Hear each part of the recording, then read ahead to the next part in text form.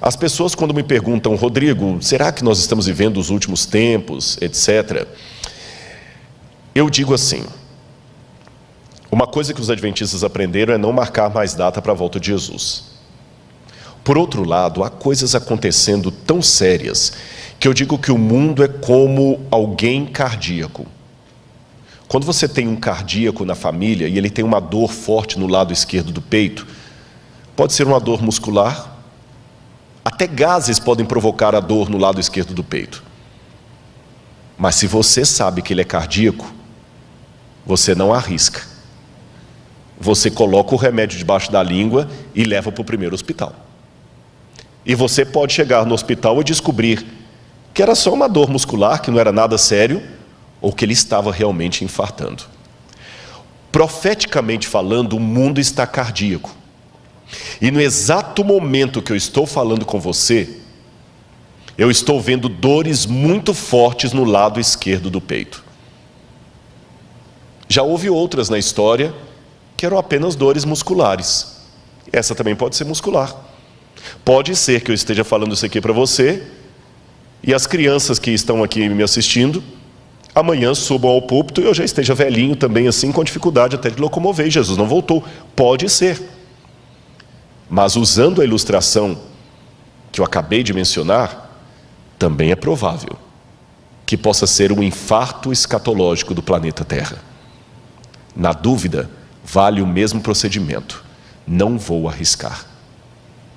Eu ouvi uma frase essa semana que teria sido citada por um grande teólogo nos Estados Unidos, do pastor Elias Brasil, e quem me disse essa frase foi o pastor Gilson. Que o pastor Elias Brasil teria mencionado, olha, que ele perguntou para todos, vários teólogos, você acha que nós estamos vivendo os últimos tempos? E o doutor Elias Brasil, que é um intelectual de primeiro calibre, que não é de falar coisas apenas assim por achismo, ele teria dito mais ou menos assim. Se eu não citar exatamente, eu vou parafrasear.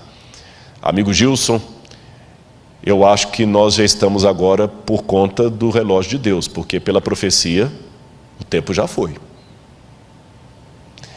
Trocando em miúdos, eu me surpreendi quando eu li Zygmunt Bauman, que não é um evangelista, não é um cristão conservador, ele já morreu, é um dos sociólogos mais respeitados. Na maratona que nós vamos fazer aqui no dia 10 de outubro, depois nós daremos mais detalhes da maratona, eu vou falar sobre Zygmunt Bauman e a sociedade líquida. Quando ele anunciou, o mundo precisa de um governo único, e o Papa Francisco é o único com capacidade de ocupar esse cargo, aquilo eu falei, interessante isso. Você sabe que nós temos hoje, porque o Apocalipse fala algo que a gente fica pensando, como é que isso aqui vai se cumprir? Como é que vai se cumprir? Eu várias vezes me perguntei, quando eu estudei a Bíblia com os adventistas, como é que vai ser isto, que o anticristo vai colocar o mundo inteiro sendo obrigado a cumprir uma lei? Isso é impossível. E mesmo hoje a gente pergunta assim, nessa rivalidade, eu acabei de ver uma mensagem agora da ONU, o presidente Bolsonaro falou algo lá, o Trump falou algo, depois veio o Emmanuel Macron e desfez tudo o que o Bolsonaro falou, mesmo assim criticou a China, porque vocês sabem que a China está sendo acusada de ter até campo de extermínio, ou campo de concentração com muçulmanos, estão questionando a China de desrespeito aos direitos humanos, o outro está questionando a China da questão do Covid. Aí o Irã está de relações cortadas com os Estados Unidos. Eu estive no Irã no ano passado e achei interessante que em Teherã eu não podia usar cartão de crédito, porque não tinha, ele não trabalha com cartão de crédito internacional. Eu cheguei em Teherã, se eu não tivesse um pouco de dinheiro no bolso, eu ia ter problema no hotel. Não aceita cartão de crédito por causa do embargo americano. E eu pensava, Senhor, como é que vai unir o Irã com os Estados Unidos, com China, com França, todos assim, opostos? Como é que no Brasil vão unir pessoas de direita e de esquerda, são tão antagônicos? Mas eu estava observando os sinais dos tempos. Como é que isso aqui que eu acabei de ler para vocês, de Apocalipse 13, vai se cumprir?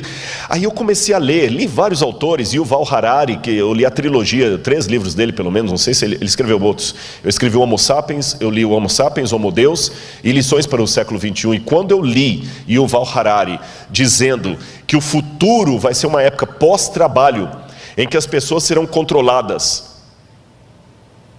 por algoritmos, E eu me lembrei que o Apocalipse fala o seguinte: aquele que tem entendimento, calcule o número da besta. E a palavra calcule no grego ali, não é você ficar fazendo conta com letra para saber qual nome vai dar 666. Se é o nome de Hitler, se é o nome do Papa, se é o nome de Ellen White, se é o nome de Saddam Hussein. Aquele calcule é contabilize. Contabilize o que ela faz. E por que é um número da besta? E eu noto que ali tem algo muito sério relacionado à lei de Deus. Sabe por quê? No Antigo Testamento, Deus deu uma ordem para o povo de Israel: você colocará a lei do Senhor na tua mão e como frontal entre os olhos. Eu não sei se você já viu alguma cena de Israel, que tem o judeu orando lá no monte, no Muro das Lamentações, e ele fica orando lá, né? Baruch haba Beshem Adonai Eloheinu melech. Ele fica orando lá no Muro das Lamentações, e aqui ele tem uma caixinha preta na testa, e ele amarra aqui no braço. Hoje os judeus colocam no braço esquerdo. Ele coloca um outro. O que está ali? Ali está o Shema Israel, Adonai Eloheinu, Adonai Echad. Ouve, ó Israel, o Senhor teu Deus é único. A lei do Deuteronômio, os mandamentos de Deus, para ele sempre se lembrar com a sua ação e com a sua mente que Deus é único e que tem os mandamentos de Deus. E quando eu leio o Apocalipse, me chama a atenção que o Apocalipse é a paródia de Satanás. Você tem o cordeiro degolado sentado no trono de Deus. Você tem o dragão com a cabeça degolada e curado, porque o cordeiro está degolado, mas está vivo. O dragão também está degolado, mas está vivo. E o cordeiro senta no trono de Deus Pai, e a besta senta no trono que o dragão lhe dá. E o cordeiro coloca o seu selo sobre os 144 mil, e a besta coloca a sua marca na testa. E o cordeiro coloca a marca na testa. E a paródia da besta é justamente o quê? O contrário do tefilim dos judeus. Se era a lei de Deus que tinha que estar no frontal e na mão, e ali a besta coloca um sinal na frente e na mão, eu não preciso entender isso como literal, como sendo um chip que vai estar aqui debaixo da pele. Eu preciso entender como diz o Apocalipse. É uma analogia do oposto da lei de Deus, ou seja, vai ser colocada uma lei que vai me impedir socialmente de guardar os mandamentos de Deus. Por isso que em Apocalipse 12 fala: aqui está a perseverança dos santos, os que guardam os mandamentos de Deus e têm a fé em Jesus. E quando esse dia chegar, o mundo inteiro vai se unir. Mas eu ainda volto à minha pergunta: como, Rodrigo? Você acabou de admitir aí, Irã não vai juntar. Aí o Val Harari começa a me dar uma parte da resposta. O mundo todo vai ser controlado por questão de algoritmos. O mundo vai ser controlado por algoritmos. Nós não temos dinheiro hoje para manter o mundo inteiro, não tem emprego para todo mundo. Leiam Lições para o século 21. Aí eu vou para Zygmunt Bauman e ele chama a atenção que nós precisamos de um governo único. E quando eu vou nos intelectuais do Vale do Silício, que são hoje os grandes mentores da riqueza mundial, eu vou falar sobre isso em algum momento. A riqueza mundial hoje está na mão de poucas famílias. Eles falam: precisamos de um governo único, pela primeira vez na história, e um governo mais único do que na época do Império Romano, da Babilônia. Hoje nós temos algumas forças que são como crianças brincando em casa com faca, instrumento cortante e nenhum adulto para tomar conta delas. Quais são essas crianças? Internet. Quem controla a internet? Quem é o dono da internet? Não adianta falar que é a Google, nem o YouTube. A internet é maior do que o Google. A internet é maior do que o YouTube. E tem um documentário da Netflix, agora eu assisti até a metade. Não consegui assistir o resto por falta de tempo. Eu vou vendo as prestações. Dilema das redes. Assista esse documentário. Como é que eles estão controlando hoje a sua vontade, a vontade pelo algoritmo. Mas a internet ainda é maior do que isso. Quem controla a internet? Eu posso na internet hoje colocar de uma piada sem graça basta ser um hacker, eu posso derrubar a bolsa de valores na internet. Tem muita gente que tem medo do terrorismo virtual. Quem controla a internet? Não adianta. Eu até estava conversando com o pessoal da mídia, que eles falam de alguns que entram para derrubar canais. Eu falei, mas por que não entra na justiça? Ele falou, não adianta, porque cada canal está num país diferente, qual legislação que vai seguir? Não existe uma legislação mundial para controlar a internet. E ela é muito perigosa para não ficar na mão de ninguém. Segundo, quem controla bolsas de valores? Quem controla? Hoje é tudo na base da especulação. Teve o problema na China, o Brasil agora está com 800 bilhões de déficit por causa da China. Quem controla a Bolsa de Valores? Está tudo ligado. Se cair a Bolsa de Valores de Hong Kong, você nunca foi a Hong Kong e você pode perder o seu emprego aqui por causa disso. A montadora vai fechar porque caiu uma Bolsa de Valores onde você nem existia. Bolsa de Valores é especulação. E quem controla uma criança tão perigosa como essa? Terceiro, tráfico de drogas e de armas. Lavagem de dinheiro. Qual a legislação internacional? Aí o camarada, como aquele italiano que estava no Brasil, que agora foi extraditado, vai para um outro país e fica lá exilado. Quem controla? Quarto, crise ecológica. Essa briga, se a Amazônia do Brasil nacionalizar a Amazônia do mundo. O Emmanuel Macron falou que a Amazônia é do mundo. Não quero aqui entrar em polêmica de nacionalismo nem de política, mas o exemplo da Amazônia é claro. Se nós não cuidarmos da Amazônia, o mundo inteiro paga. Se a China continuar com a emissão de ar, com a emissão de poluentes e os Estados Unidos, nós vamos pagar. Você está percebendo? Internet, Bolsa de Valores, o NASP, pastor Douglas sabe disso, é um administrador. Vocês podem passar um problema financeiro sério aqui que não tem nada a ver com a sua administração nem do tesoureiro, só porque caiu a Bolsa de Valores lá fora e veio em cadeia. Quem controla essas crianças soltas dentro de casa? Quem controla? Então não é pastor Luiz Gonçalves que está dizendo isso, meu irmão. Não é o pregador do Apocalipse, é o povo de fora. Precisamos de um governo único. Só que ninguém tem moral para ter esse governo único. E quando alguém fala, Rodrigo, tudo bem, mas eles não vão aceitar unir. Aí eu vejo duas coisas acontecendo. Em primeiro lugar, como é que eu falo isso aqui agora? Se Deus manda, eu falo. Houve várias vezes que os 4 anjos de Apocalipse capítulo 7 estavam para soltar os ventos.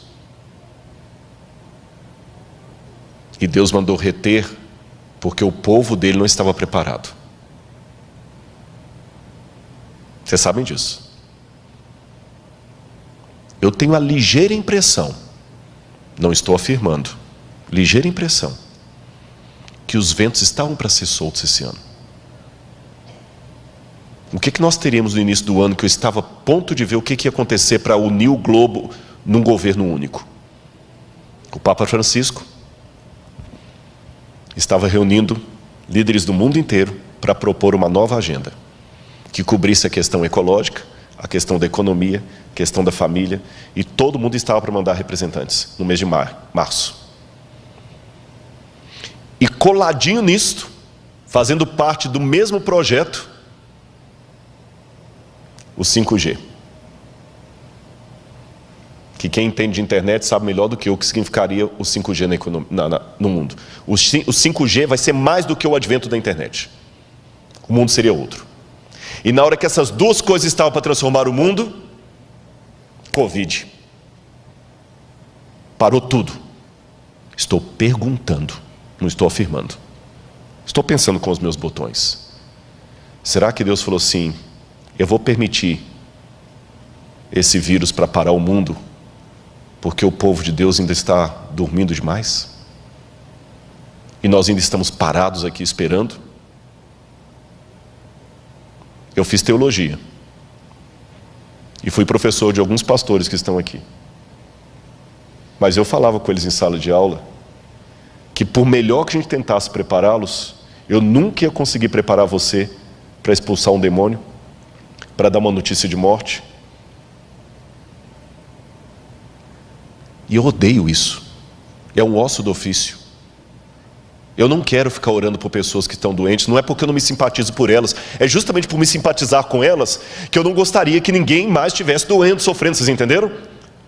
Não é com prazer que eu atendo uma oração. Rodrigo, você pode orar por minha mãe, ela recebeu o diagnóstico, agora está com Covid, está entubada. Não é com prazer que eu faço aquela oração. Há orações que eu faço com prazer, há orações que eu faço por necessidade. Essa é de necessidade. Eu não quero mais orar por ninguém no hospital.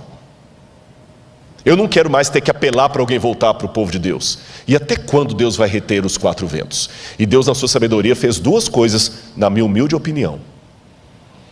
Ele retardou os planos do 5G, retardou a união global do Papa e mostrou para você que ainda está incrédulo que o mundo pode, a despeito das diferenças políticas, se unir em torno de um mesmo propósito. Seja de esquerda ou de direita, está todo mundo usando máscara. Seja a França ou o Irã, está usando máscara. Seja Israel ou a Arábia Saudita, estão usando máscara. O Covid parou o mundo. Parou o mundo. Um decreto mundial pode parar o mundo.